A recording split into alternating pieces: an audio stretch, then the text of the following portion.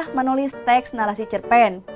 Jadi, jika kamu ditugaskan oleh guru untuk menulis cerpen, kamu bisa mengikuti langkah-langkah berikut. Apa saja? Yang pertama, menentukan ide cerita.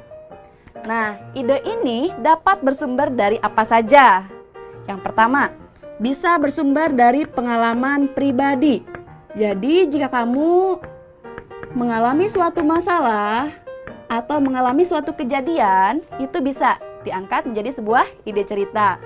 Selain pengalaman pribadi, pengalaman orang lain juga dapat kita jadikan ide cerita. Kalian terbiasa kan bercerita bersama teman-teman, curhat-curhatan kalau istilahnya ya. Nah, itu juga bisa dijadikan sumber. Selain itu, ide cerita dapat juga diambil dari fenomena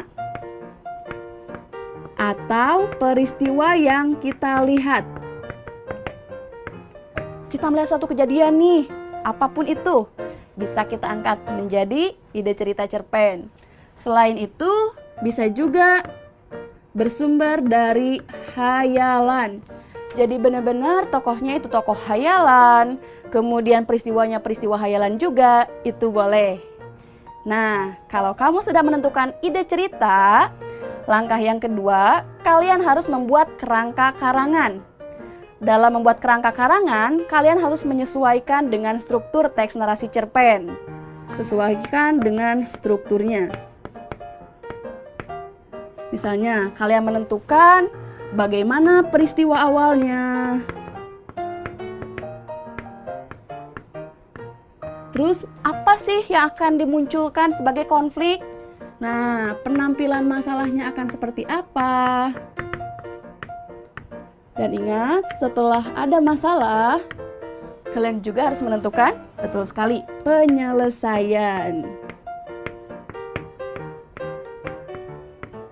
Nah, kalian bentuk, atau kalian tulis poin-poinnya yang membentuk struktur ini. Kalau kalian sudah menentukan strukturnya, akan seperti apa, sudah memiliki gambaran nih, kira-kira pokoknya seperti apa ceritanya. Baru langkah yang ketiga, yaitu mengembangkan kerangka menjadi cerita utuh. Kalian menulis ceritanya secara utuh. Kalian di sini bisa mengembangkan tokoh-tokohnya, disertai dengan wataknya, bagaimana tokohnya, bagaimana sifat dia, bagaimana karakternya. Kemudian latar tempat yang dipilih, di mana saja, latar waktu, kapan saja, latar suasananya mau bagaimana. Kemudian tema juga ya, karena tema tadi sudah ditentukan di ide cerita. Nah, jadi di sini kalian perhatikan unsur-unsur intrinsik maupun ekstrinsik ya. Mengembangkan tokoh dan penokohan. Mengembangkan alur, mengembangkan latar. Dan kita juga bisa menyisipkan nilai kehidupan.